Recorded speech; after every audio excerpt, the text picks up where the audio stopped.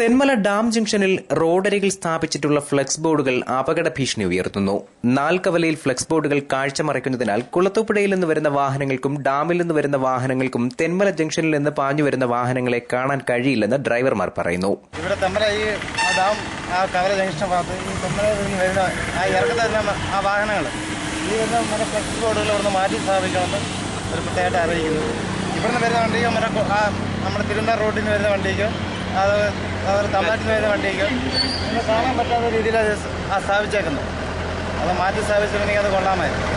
റോഡരികിൽ സിഗ്നലുകൾ മറയ്ക്കുന്ന രീതിയിലോ വളവുകളിലോ പരസ്യ ബോർഡുകൾ സ്ഥാപിക്കാൻ പാടില്ലെന്ന് നിയമം നിലനിൽക്കുമ്പോഴാണ് ഇത്തരം കാഴ്ചകൾ.